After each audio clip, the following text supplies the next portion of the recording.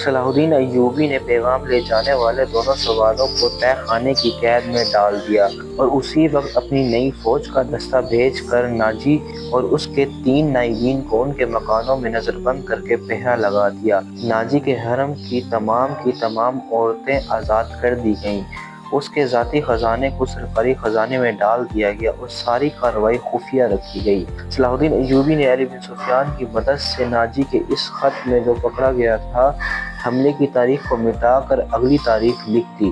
2 ذہین آدمیوں کو یہ پیغام دے کر شاہ فیرنگ کی طرف روانہ کر دیا گیا۔ ان آدمیوں کو یہ ظاہر کرنا تھا کہ وہ ناجی کے پیا ممبر ہیں۔ انہیں روانہ کر کے اس سوڈانی فوج کو مصری فوج میں مدغم کرنے کا حکم روک دیا۔ 8ویں روز پیا ممبر واپس آ گئے۔ وہ ناجی کا پیغام دے آئے اور فیرنگ کا جواب ناجی کے نام لے آئے تھے۔ فیرنگ نے لکھا تھا کہ حملے کی تاریخ سے 2 دن پہلے سوڈانی فوج بغاوت کر دے تاکہ صلاح الدین ایوبی کو صلیبیوں کا حملہ روکنے کی ہوش ہی نہ رہے۔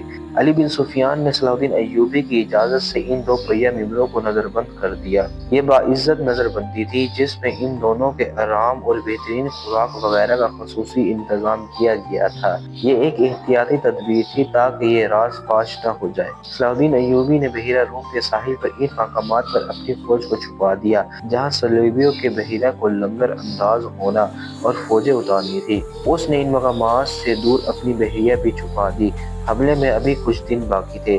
ایک مورخ سراج الدین نے لکھا ہے کہ سوڈانی فوج نے صلیبیوں کے حملے سے پہلے ہی بغاوت کر دی جو صلاح الدین ایوبی نے طاقت سے نہیں بلکہ ڈپلومیسی اور حسن سلوک سے دبا لی۔ بغاوت کی ناکامی کی ایک وجہ یہ بھی تھی کہ باغیوں کو اپنا سالار ناجی کہیں نظر نہیں آیا تھا اور اس کا کوئی نائب بھی سامنے نہ آیا، وہ سب قید میں تھے۔ مگر ایک اور مورخ لکھتا ہے کہ سوڈانی فوج نے حملے کے بہت بعد بغاوت کی تھی۔ تاہم یہ دونوں مورخ باقی واقعات پر متفق نظر آتے ہیں۔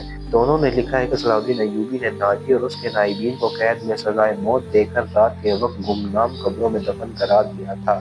ان دونوں مورخوں نے اور تیسرے مورخ لین پول نے بھی صلیبیوں کی بحیرہ کے اعداد و شمار ایک ہی جیسے لکھے ہیں۔ وہ لکھتے ہیں کہ خط میں دی ہوئی تاریخ کے عین مطابق صلیبیوں کی بحیرہ جس میں فیرنگ کی، یونان کی، رومیوں کی اور سسلی کی بحیرہ شامل تھی، متحدہ کمان میں بحیرہ روم میں نمودار ہوئی۔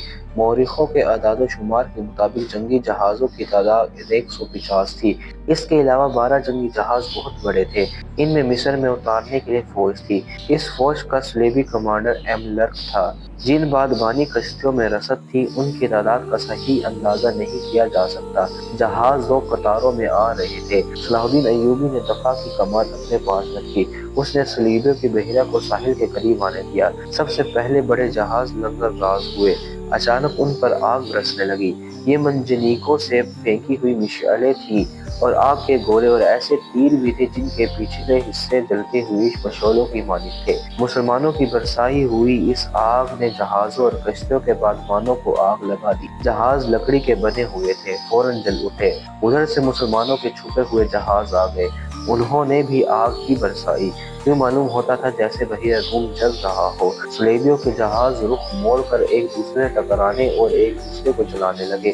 ان میں سے صلیبی فوج سمندر میں کود گئی۔ ان میں سے جو سپاہی ساحل کی طرف آئے وہ سلطان ایوبی کے تیر انداز کا نشانہ بنے۔ ادھر نور الدین زنگی نے شاہ فیرنگ کی سلطنت پر حملہ کر دیا۔ فیرنگ نے اپنی فوج کو مصر میں داخل کرنے کے لیے خشکی کے ذریعے روانہ کر دیا تھا۔